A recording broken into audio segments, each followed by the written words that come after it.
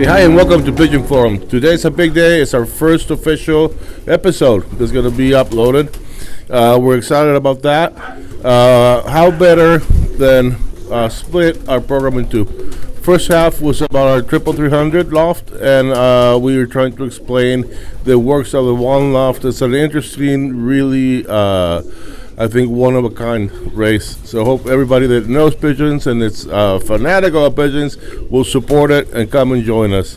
Reminder, we only have room for 900 birds, and that's all we're going to have, so don't be let out. The second part, we were trying to focus on the beginners.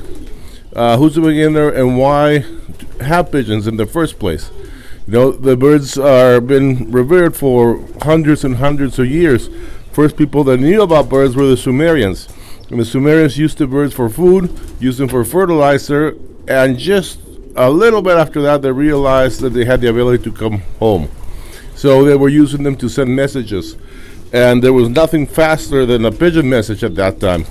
Later on, Romans used them, the Greeks in the Olympics used them, and every time a person won from a certain town, they would release the message with a pigeon, so all the town and the villagers would know. It's a really cool sport that evolved over many, many, many years. The pigeons that were back then are no longer now. Now they're athletes. They've been genetically bred throughout years, and they're bred to fly fast, come home faster, and fly longer. So this is going to be part of what we're going to be talking today. It's not a sport that's for everybody. You have to have a connection to nature, have a connection to animals, be willing to be outside. You can have it in the backyard. How to get started is very easy.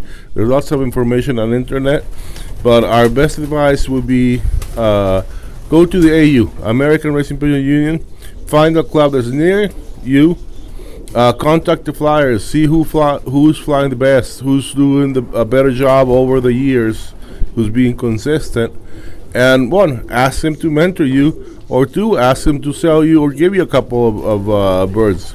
Start with the best, because that will save you a lot of time. This Robert Matthews. Hey, when beginners, just start off small. Get a few pairs. Start off small loft. The birds, you'll learn that the birds have personalities.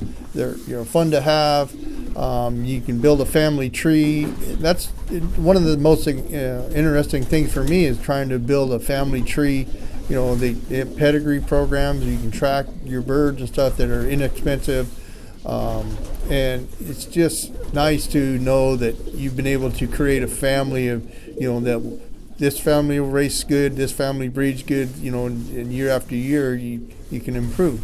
But if you start off really big with a lot of birds, it's real hard to, quantify which ones were the best. So start off small. You can be competitive with a small team, and you don't need to race 50 birds. You can start off 10 birds and race them, and you get half them back, over the season.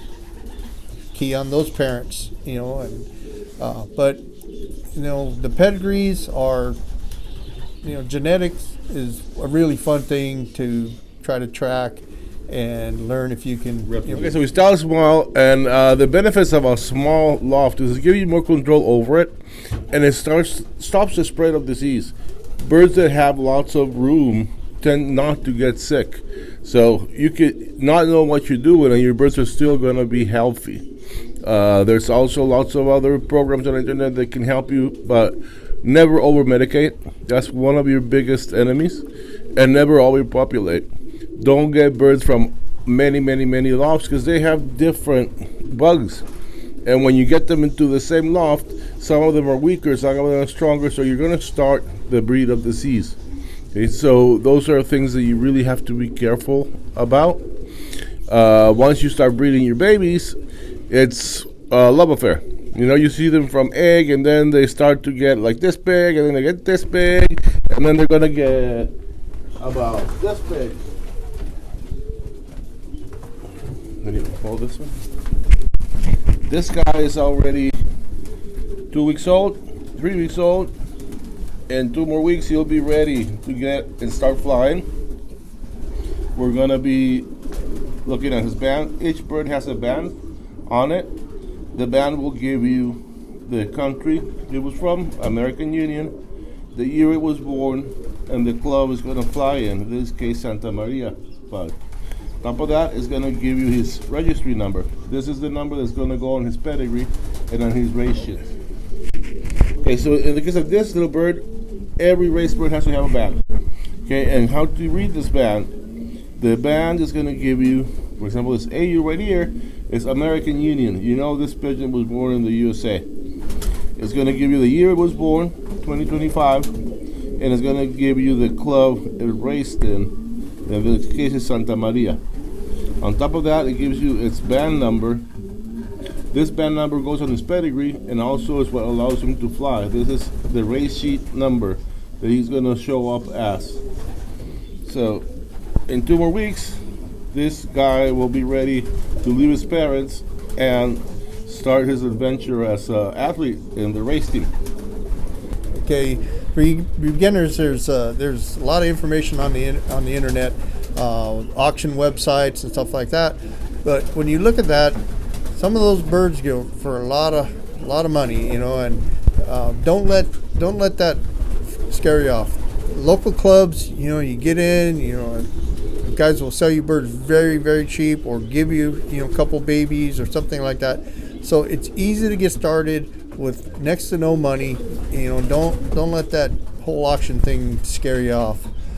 Okay, so when you get your birds from a club member or whoever, that are lots of people that will support you, make sure you get birds that you like, because a pretty bird in your mind will also go to your heart and will start you going on this adventure, this pigeon racing. Make sure you get cocks and hens equal so you can have an opportunity to breed and start breeding your teams. And the other very important thing is that they come from results. Start good. Start with birds that have results or their parents have results. That increase your opportunity to get those results. So I think those tips close our show today.